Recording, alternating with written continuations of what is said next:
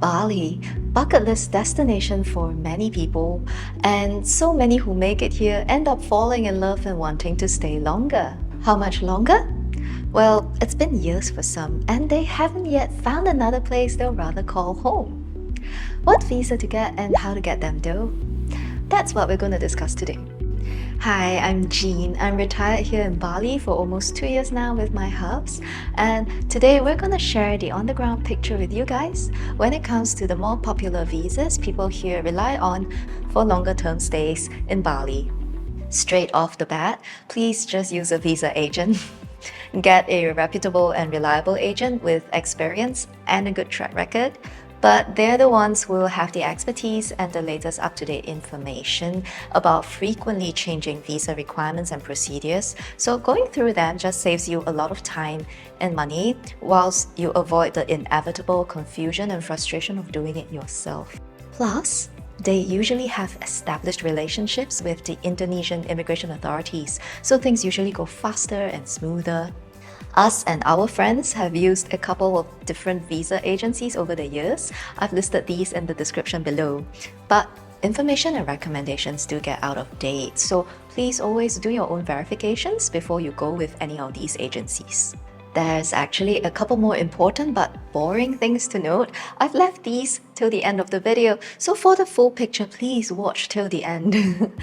Now, for a short holiday to get a taste of Bali in 30 days or less, super easy, 3 possible options depending on where you come from.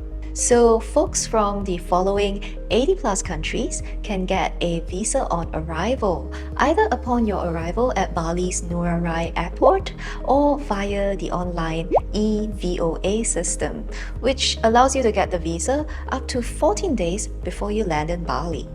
This will cost you 500,000 rupiah, about $35. Now, for folks whose countries aren't on the VOA list, like Sri Lanka, for example, you'll need to apply for the e-visa B211A online and receive that before traveling to Bali. This is more expensive than the visa on arrival at prices starting from 2.5 million rupiah or about 167 US dollars, but it does allow you to stay up to 60 days in Bali. Application usually takes from 7 to 14 working days before you receive your e-visa, and once you get the visa, you'll have the next 90 days to enter Indonesia and activate your visa. The day you arrive in the country is the day your visa starts running.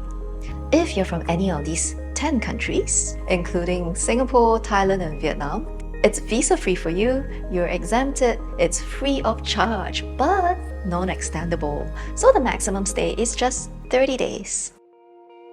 Now, if you want to spend from 2 to 6 months in Bali living it up, 2 ways mainly. Number 1, for a maximum stay of 60 days, enter on a visa on arrival and then extend it for 30 days.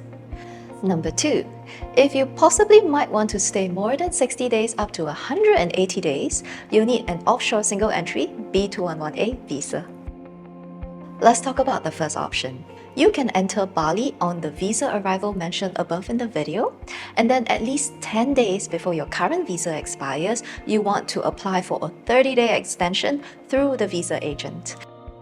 You need to start this early because the processing can take up to like 14 working days if you're unlucky. You will also need to visit the local immigration office in Bali in person. Usually this is the one in Jimbaran, at the time and date as informed by your agent. This is because immigration needs to record your biometrics information. Ergo, they'll take your fingerprints and a photo of your face. There's no getting out of this by paying money, so no need to kick up a fuss. Don't freak out when the visa agent asks you to leave your passport with them for the whole time this is processing. That's normal and very necessary. Immigration needs to stamp your passport with the extension after all. So most people drop off their passports at the agents and then they will pick it up after. For more money, the agents will pick up and drop off your passport to your address as part of a VIP service. Different agents charge different fees for the extension service, but generally it starts from around 900,000 rupiah. It's around like 61 US dollars for the visa on arrival extension. Now, if this ends up being a last-minute decision or it just slipped your mind, most visa agents provide an express extension service that takes maximum up to 5 business days, if not faster, for an additional charge, of course. Now, the good news is as long as you can get your passport submitted to immigration before your visa expires, they apparently won't charge you any overstay fee. Otherwise, it is about 67 US dollars for each day of overstay, about 1 million rupiah. Now, only one extension of the VOA is permitted, so the maximum stay by this method is 60 days. If you might want to stay more than 2 months in Bali, then what you really need is the offshore single entry B211A visa. This visa is single entry only. If you leave Indonesia at any point after entering, the visa's gone. Now, on this B211A visa, the initial stay is up to 60 days, including the day you arrive, but they'll let you extend this visa twice, for 60 days each, meaning the maximum stay on this can be up to 180 days, basically 6 months. The reference to offshore means you apply for this via the agent while you're still outside of Indonesia. Once your visa is approved, you'll get it by email and you'll have 90 days to enter Indonesia. So that's a 3-month window before your touchdown in Bali to apply for this visa. The application usually takes possibly up to 14 business days as well. So the last you want to wait is at least 3 weeks before your slated arrival date in Bali. Now, visa agents normally charge somewhere between 2.5 to 3 million rupiah for this visa. And this B211A visa actually requires you to be sponsored by an Indonesian individual or legal entity. But no worries, if you're processing this through a visa agent, the agent takes care of this requirement, so you don't have to worry about it. Now again, if you're acting on this last minute for extra charges, you can get an expedited processing. Now, to extend this, the process is similar for that of the VOA. You want to start at least 10 days before your current visa expires. You'll have to drop your passport off at the agent office and leave it with them till the extension is done. And again, you'll have to visit the local immigration office in Bali in person for biometrics, and it's necessary for each extension. So if you intend to extend twice, you'll need to make that trip twice. And for most of that 6 months, your passport will probably be sitting with your agent. Don't worry about this though. On request, the agency will usually supply you with a sponsorship letter stating that your passport is with immigration. So, if you like, you can still travel around Indonesia outside of Bali unhampered, no worries about that. Now, each extension usually costs from 2.7 million rupiah. Again, for more money, an express processing service can be available. Now, if you intend to stay longer than 6 months in Bali, there are 4 ways. Number 1, if you're already in Bali, you can continue to get a new single entry visit visa B211A. Method number 2, you can open your own PMA, the foreign investment company, and get a foreign investor kitas with that. Number 3, if you've got 140,000 US dollars lying around, you can get a second home visa. And number 4, if you're more than 55 years old, you can get a retirement visa. So for option number 1, the onshore B211A visa, the deal with that is, since pandemic times to date, onshore applications for the B211A visa has been possible. This means that if you're already in Bali, say on the offshore B211A visa, without having to leave Indonesia, you can simply apply for a new onshore B211A visa and continue to stay on in Bali for another 180 days, and so on, so forth. So procedures, costs, requirements, and stuff to note for this is largely similar to what's already been outlined for the offshore B211A visas, so please just refer back up there. Now, no one knows how long this onshore B211A visas are continuing to be possible, but whilst this is ongoing, there have been quite a lot of foreigners here who have been in Bali for a really extended period of time already, just on the B211A visa alone. So that's the current situation. Now for option 2. A PMA refers to a foreign-owned company in Indonesia in which one or more of the shareholders can be foreigners. This has got its own set of legal requirements and capital requirements for setup, but through this PMA, as a foreigner, you can safely invest in property or buy land in Bali. So if you want to do that, this might be a good way for you to consider. Now, the PMA once set up can be used to apply for your investor kitas, which can be 1 or 2 years in duration with different costs. But it's multiple entry, so that's convenient, and you can sponsor your spouse and children on the dependents kitas, so that's another bonus. It's also a lot easier and faster to process the PMA and the investor kitas if you're already on the ground here in Bali, so that's usually the recommendation, that you want to be here when it's happening.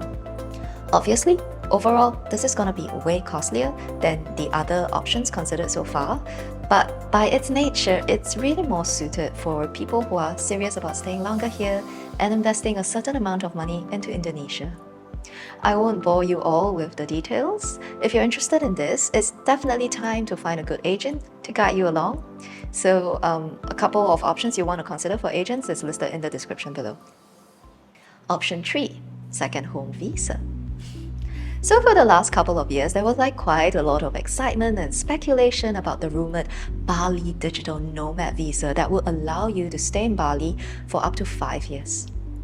Eventually, however, what was announced so far to date is only the second home visa, which doesn't seem really like a digital nomad visa, because to get this, you need to prove funds of 2 billion rupiah, or roughly 140,000 US dollars. And the whole setup seems just closer to a retirement arrangement than it is suitable for digital nomads.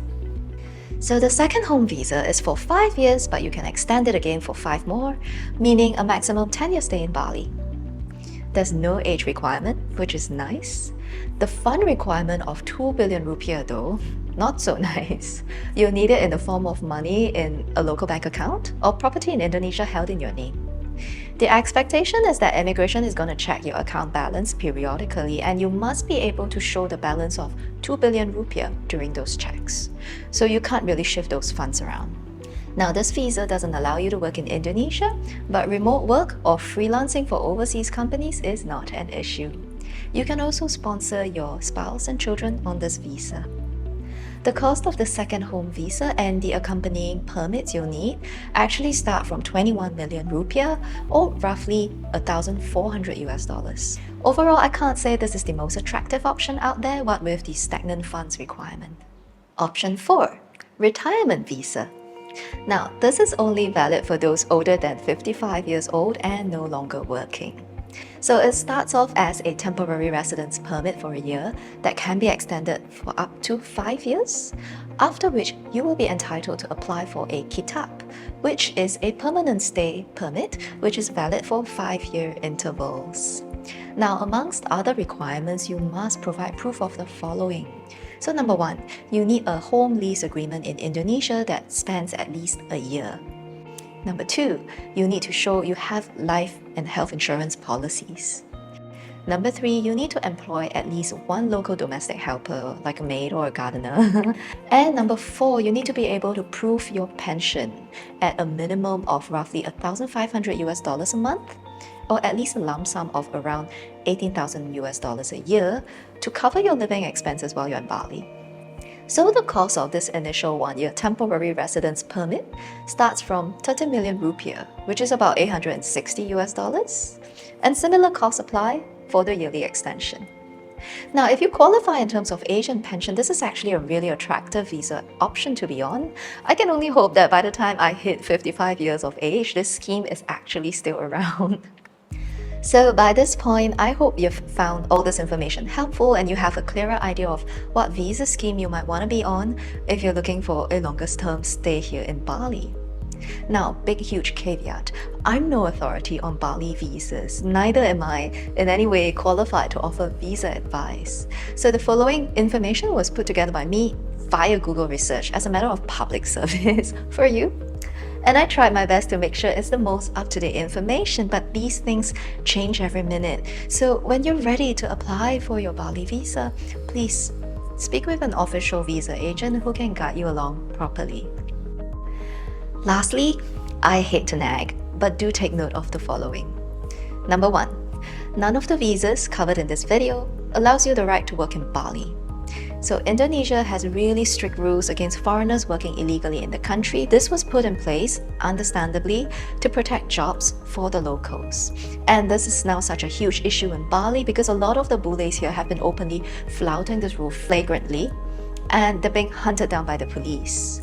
If you're caught, you will be fined and probably deported, or at least required to leave immediately.